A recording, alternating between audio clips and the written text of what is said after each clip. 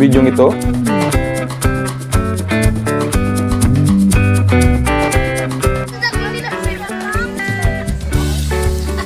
Pupuntahan natin ang kilalang beach resort dito sa Nasugbu, Batangas. Halika, samahan niyo ako at ikutin natin ito.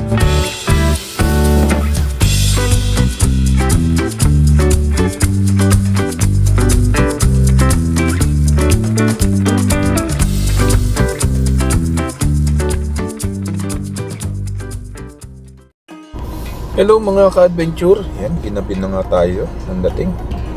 Pero salamat pa rin si Diyos at nakarating tayo ng ligtas. Ito nga at papasok na tayo ng gate ng Pico del Oro.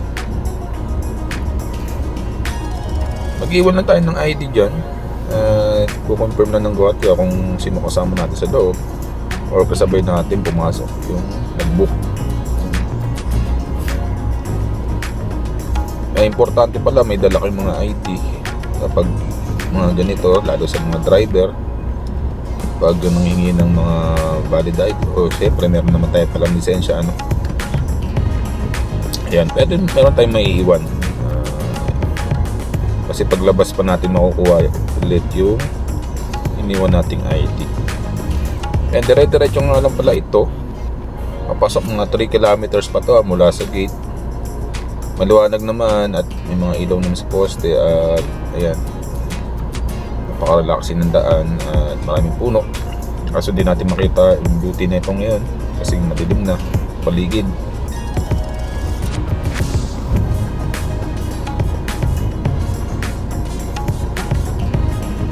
Medyo zigzag nga lang pala, kaya medyo dahan-dahan lang, lalo kung hindi mo kabisado tong lugar na to.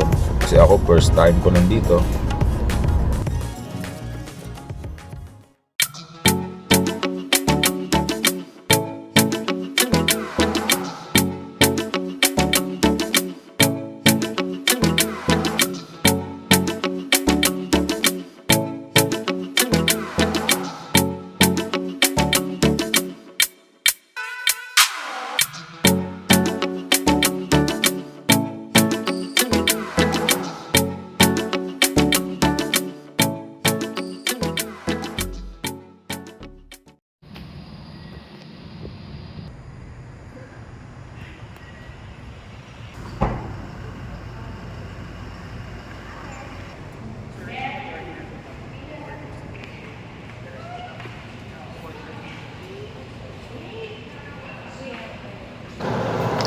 Yan, nandito nga pala tayo sa kanilang business center. Makaparegister lang tayo dito. At siyempre magbabayad ng entrance fee. Alright, dito na kami. Pico del Oro. At ito yung aming nakuwang kondo. Ayan. Tara. At tayo. Ito yung Hakanabi o Jakanabi. Puros yan tabi. Ayan, Jakanabi. Okay tayo. It's ground floor tayo. Okay tayo na second floor. Ayan, second floor. Alright. Ayan, adventure. Ayan tayo.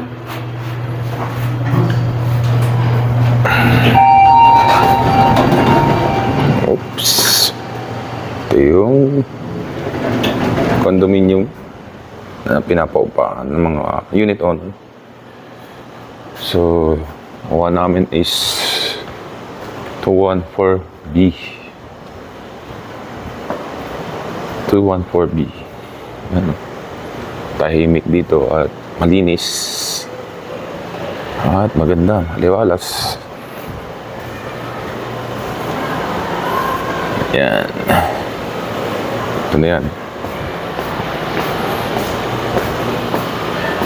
214B.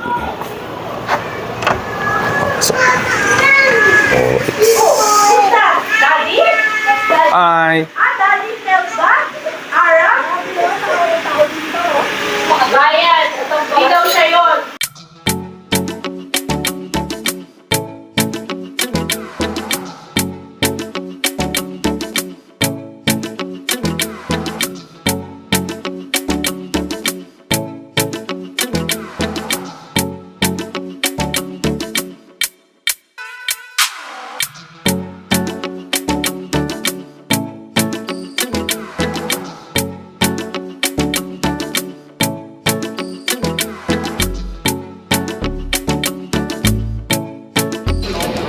Okay.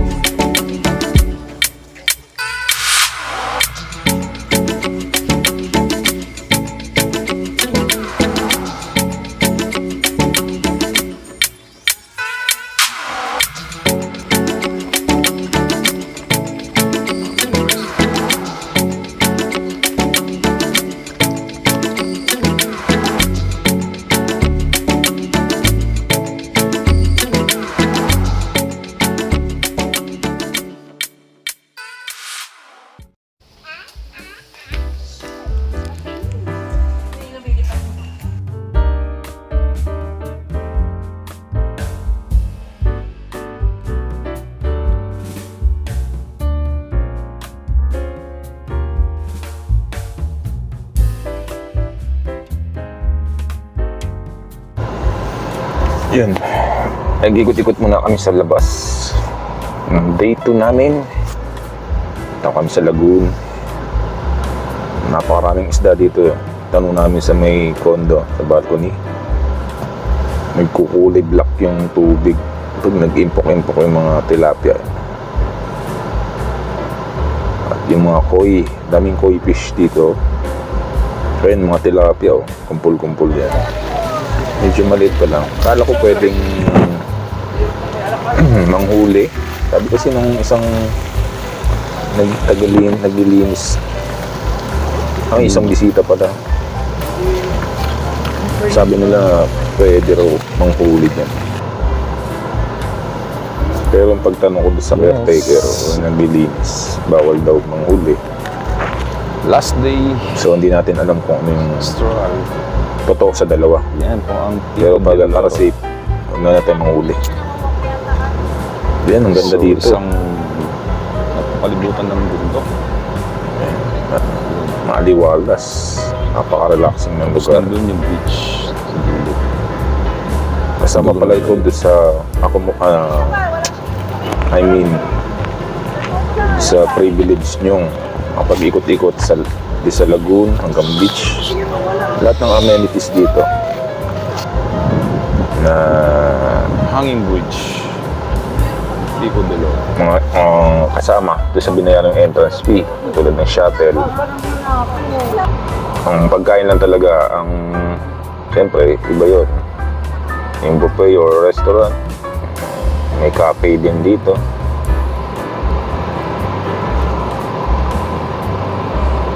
Pwede magpa-picture-picture. Yan, pwedeng tumambay dito, palamig or magpahangin. Kung nainitan kayo sa beach, pwede dito. Actually, pwede. Masarap matulog dito. Makakatulog ako dito sa mahangin dito. Ayun, may bibi pa oh. Bibi or pato. Ano ba kaiba niyan? May nag-iisang itim eh. Yan yata yung pato. Yung mga puti, bibi. Hindi ko alam eh. Research niya na lang.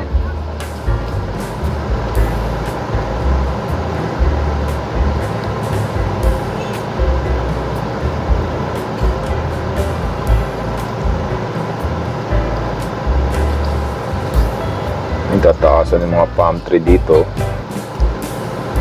nagbibigay ito ng lamig sa lugar. Tapos ito yung mga condominium mo. Madami po yan. Tabi-tabi. Mahaba at mataas. Marami kayong pwedeng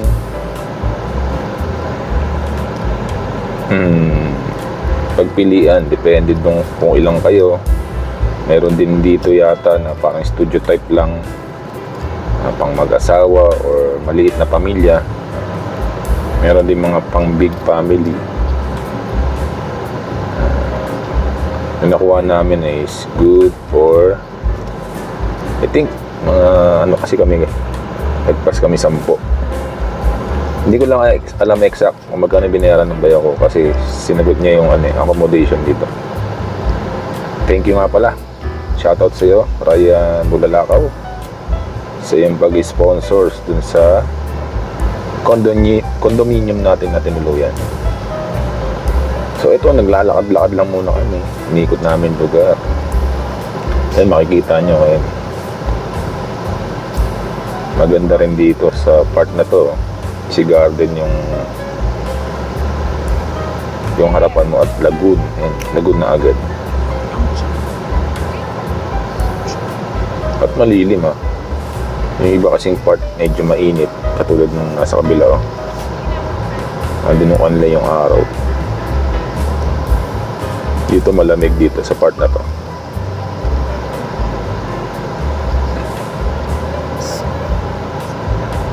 So first time pala namin dito sa Pico de Loro. Ayun ang maganda sa baba.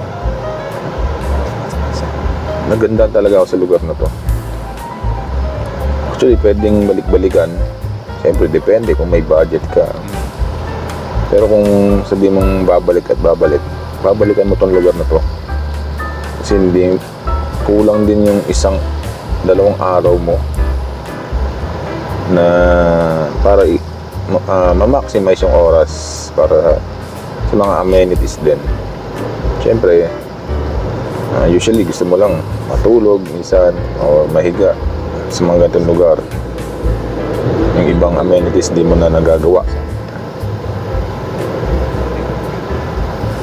Lalo sa beach kasi siyempre pag ganitong oras mainit oh.